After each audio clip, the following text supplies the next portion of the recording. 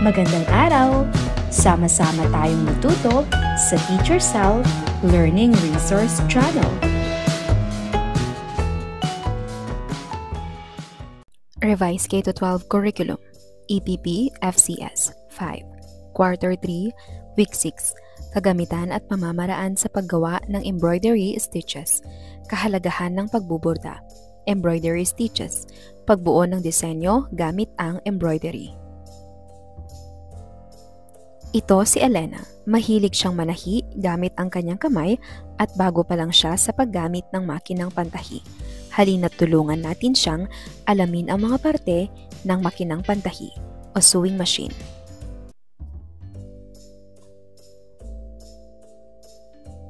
Spool pin, balance wheel, pressure regulator, needle clamp, needle.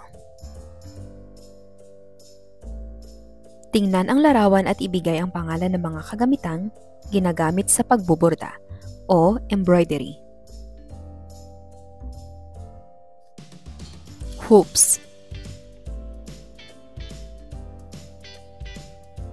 karayom,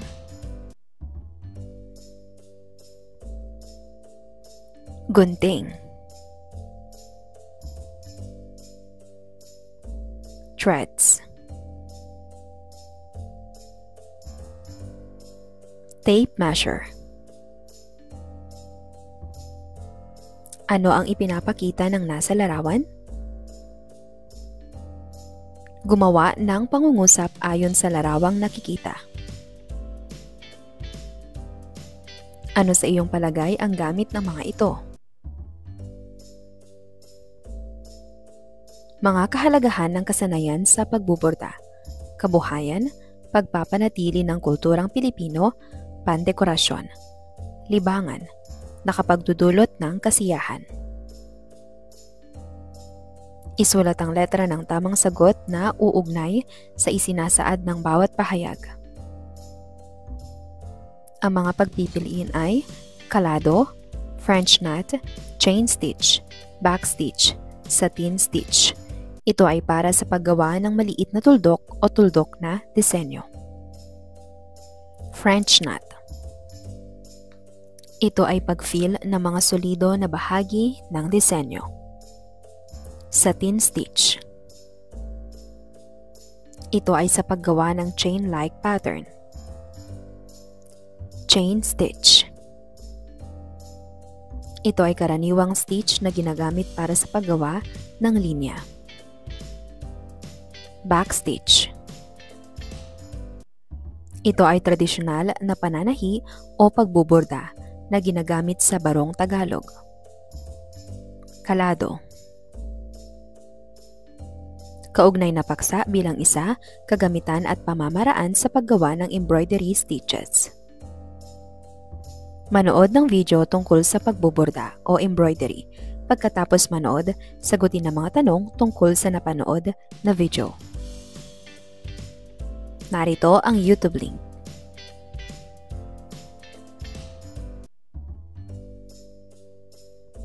Tungkol saan ang inyong napanood at isalaysay ang ipinakita sa video. Anong ibig sabihin ng kalado? Kalado embroidery. Mga kagamitang ginagamit sa pagbuburda. Tela. Ito ay ang pinakamahalagang kagamitan sa pagbuburda. Pumili ng angkop na tela para sa pagbuburda. Karaniwang ginagamit ang cotton o linen. Karayom. Ito ay karaniwang mas matulis at may mas malaking butas kumpara sa karayom sa pananahi. PC. Ito ay ginagamit sa paglikha ng disenyo o burda sa tela. Ang PC o embroidery floss ay karaniwang gawa sa cotton at may iba't ibang kulay. Embroidery hoop. Ito ay ginagamit upang panatilihing mahigpit at banat ang tela habang binuburdahan. Gunting. Ito ay ginagamit sa pagputol ng sinulid at tela. Pattern, ito ay ginagamit para sa disenyo ng burda na susundan. Tukuyin ang mga pangunahing kasangkapan gamit sa pagbuburda.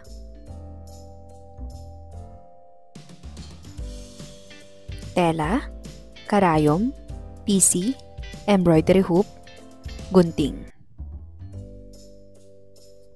Para sa ikalawang araw, kaugnay na paksa bilang 2, kahalagahan ng pagbuburda o embroidery stitches. Itugma ang mga magkakaibang tahi ng burda sa kanilang imahe. Isulat ang titik ng iyong sagot sa patlang bago ang numero. Hanapin yarn, running stitch, back stitch, chain stitch, satin stitch, French knot. Narito ang mga tamang kasagutan.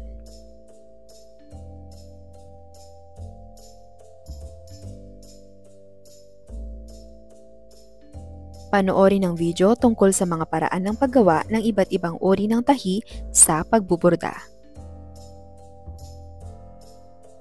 Narito ang YouTube link.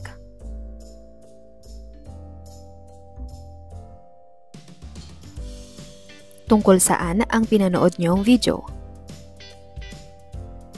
Isa-isahin ang mga klase ng stitches o pagbuburda na pwede mong gamitin sa pangdisenyo ng panyo o punda ng unan. Mga hakbang sa paggawa, paghahanda ng tela, gupitin ng tela sa tamang sukat, i-secure ang tela sa hoop upang ito'y manatiling mahigpit habang binuburdahan. Paglipat ng pattern, piliin ang pattern na gusto mong bordahan. Gamitin ang transfer paper o tracing paper. Ilipat ang pattern sa tela. Pagsisimula ng pagbuborda, gupitin ang tamang haba ng sinulid, karaniwang 18 to 24 pulgada. I-thread ang karayom at maglagay ng maliit na buhol sa dulo ng sinulid. Simula ng pagbuborda sa pamamagitan ng pagpasok ng karayom mula sa likod ng tela patungo sa harap ayon sa pattern. Mga techniques sa pagbuburda. Backstitch, karaniwang stitch na ginagamit para sa paggawa ng linya.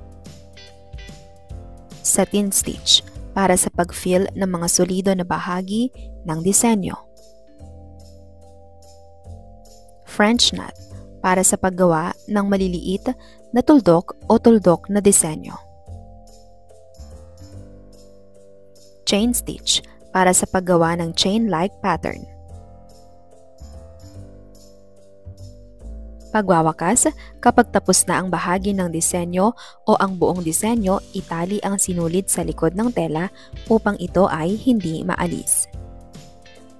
Gupitin ang sobrang sinulid. I-iron ang tela sa mababang temperatura upang maalis ang gusot. Maaaring ipa-frame o gamitin ang bordado na tela bilang bahagi ng iba pang proyekto tulad ng unan o damit. Gumawa ng sariling ninyong pattern na gagamitin para sa mga tahi o stitches sa pagbuburda ng panyo. Para sa ikatlong araw, kaugnay na paksa bilang 3, pagbuo ng disenyo gamit ang embroidered stitches. Gawain A, project plan para sa pagbuburda ng panyo, embroidery project.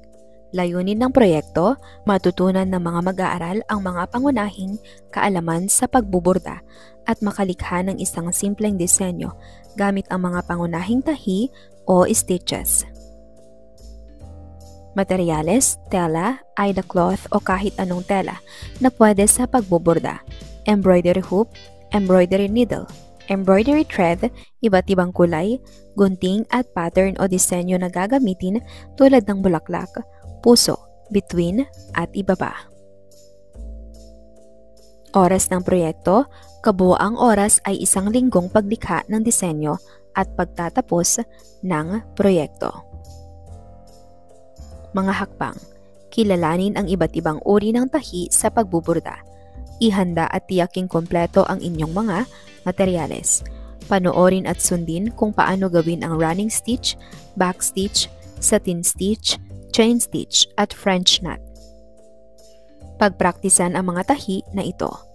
Pumili ng isang simpleng pattern na kaya ninyong gawin. Ilipat ang napiling pattern sa tela. Bordahin ang pattern gamit ang mga tahi na inyong natutunan. Ilagay ng maayos ang inyong proyekto sa embroidery hoop. Tapusin ng mabilis ang inyong mga tahi at siguraduhing maayos ang likod ng borda. Panoorin ang video. Sundin ang mga hakbang na ipinapakita sa video. Maaaring subukan ang mga sumusunod na tahi: running stitch, back stitch, satin stitch, chain stitch at French knot. Pagkatapos ang mga pangunahing tahi, magdagdag ng mga detalye sa inyong panyo, maging malikhain at mag-eksperimento sa iba't ibang kulay ng sinulid. Narito ang YouTube link.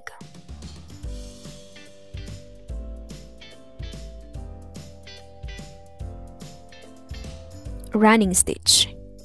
Itusok ang karayom mula sa ilalim. Hilain ang sinulid hanggang sa dulo na may buhol ay dumikit sa tela.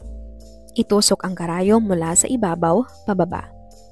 Ulitin ang pagtusok pataas at pababa, panatilihin ang pantay-pantay na distansya.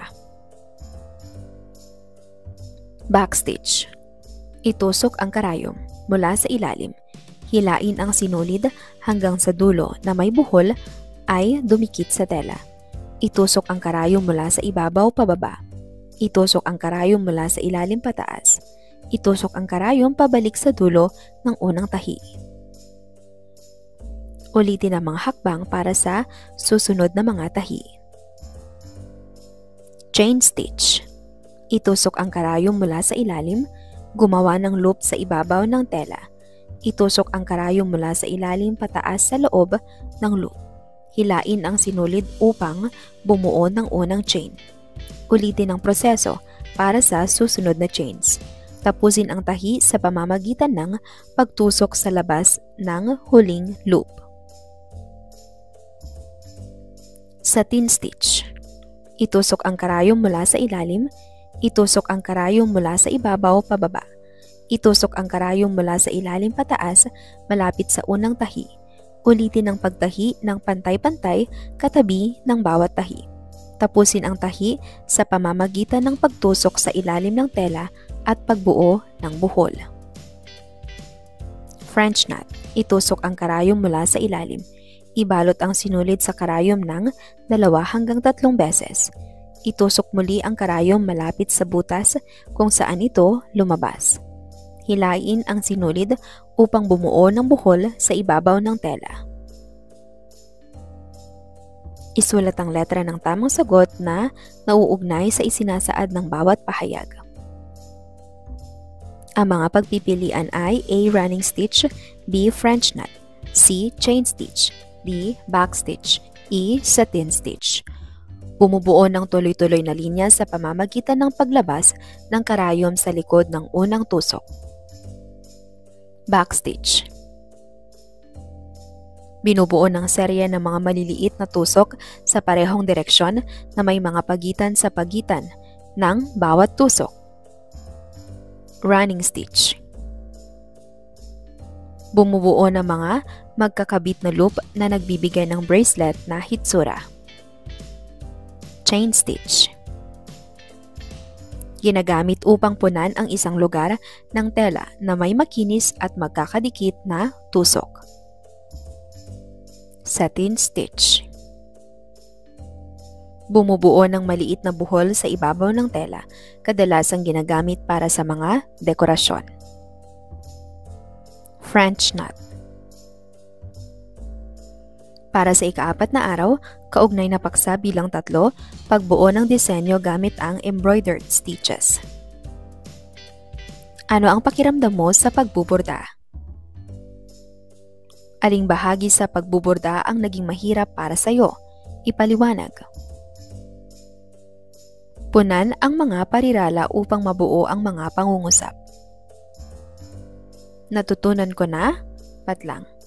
Napagtanto ko na, patlang. Gagamitin ko ang natutunan ko sa patlang.